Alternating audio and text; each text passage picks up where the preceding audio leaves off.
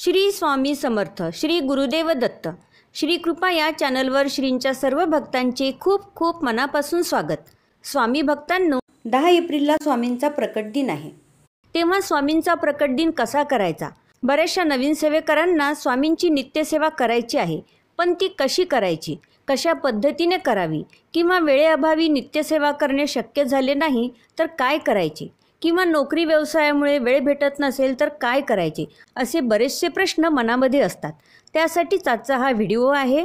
तत्पूर्वी चॅनलवर जर तुम्ही नवीन असाल तर चॅनलला सबस्क्राईब जरूर करा, म्हणजे अशीच माहिती या व्हिडिओच्या माध्यमातून तुम्हाला भेटत राहील।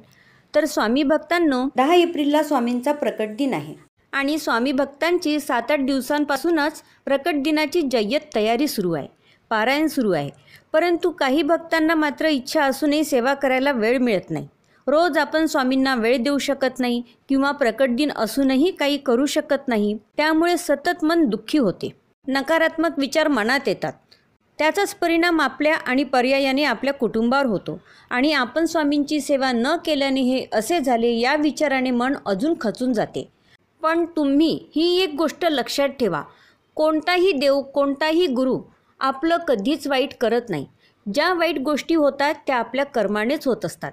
कारण बघा, काही सेवेकरी स्वामींची नित्य सेवा करतात, नंतर ते दिवस मोजायला लागतात। मी स्वामींची 15 दिवस सेवा केली, मी स्वामींची 1 महिना सेवा केली, किंवा मी 10 दिवसापासून स्वामींची सेवा करत आहे, पण तरीही मला काही अनुभव आला नाही, आणि मग ते सुद्धा नाराज होतात। म्हणजे तुमच्या एक लक्षात आले असेल की सेवा नाही केल्याने काही सेवेकरी नाराज होतात, तर सेवा करूनही फळ मिळाले नाही म्हणूनही नाराज होतात, किंवा वेळ भेटला नाही म्हणूनही काही सेवेकरी नाराज होतात। असे का होते? काय आहे याचे कारण? याचे उत्तर तुमच्याजवळच आहे। त्याचे पहिले कारण म्हणजे तुमचा स्वार्थ। तुम्ही स्वतःच्या स्वार्थासाठी सेवा करतात, गुरूंसाठी नाही। आणि दुसरे कारण म्हणजे समाधान। आपण प्रत्येक गोष्टीमध्ये समाधान मानत नाही। जर तुम्ही समाधानी असाल तर प्रत्येक परिस्थितीवर मात करू शकता। फक्त स्वामी आपल्या पाठीशी आहे इतके लक्षात ठेवा। निसंकोच मनाने आणि कोणताही स्वार्थ न ठेवता स्वामींची भक्ती करा। आता तुम्ही म्हणणार, हे काय, तुमच्या मनामध्ये गोंधळ सुरू असतात, मग स्वामींची नित्यसेवा करावी की नाही? अगदी सोपे आहे याचे उत्तर। जर तुमच्याकडे वेळ असेल तर स्वामींची नित्यसेवा जरूर करा, अगदी मनापासून करा। प्रकट दिन साजरा करा, त्या दिवशी गरजूंना मदत करा, शक्य असेल तर अन्नदान करा, पण कोणताही स्वार्थ न ठेवता स्वामींची सेवा करा। परंतु जर तुमच्याकडे वेळ नसेल तर घरून निघताना स्वामींजवळ दिवा लावून नमस्कार करा, स्वामींचा आशीर्वाद घ्या आणि तुमच्या कामावर जा।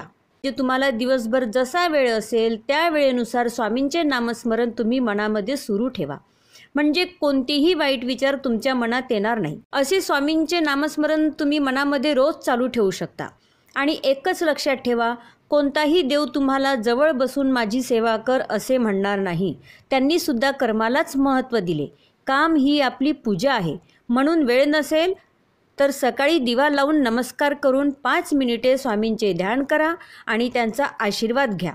अपेक्षा न ठेवता जगा आणि स्वामींची सेवा करा आणि समाधानी राहा। हे केल्याने असे झाले किंवा स्वामींना वेळ दिला नाही म्हणून माझ्यावर संकट आले, असे कोणतेही विचार मनात आणू नका। संकटे ही देवावर सुद्धा आली, पण त्यांनी न डगमगता त्याच्याशी लढा दिला। तेव्हा खंबीरपणे संकटाचा सामना करा। आणि बघा, मी तुम्हाला नेहमीच सांगत असते की प्रत्येक परिस्थितीमध्ये फक्त तुम्ही स्वामींचे एकच वाक्य शेवटपर्यंत लक्षात ठेवा, ते म्हणजे भिवू नकोस, मी तुझ्या पाठीशी आहे।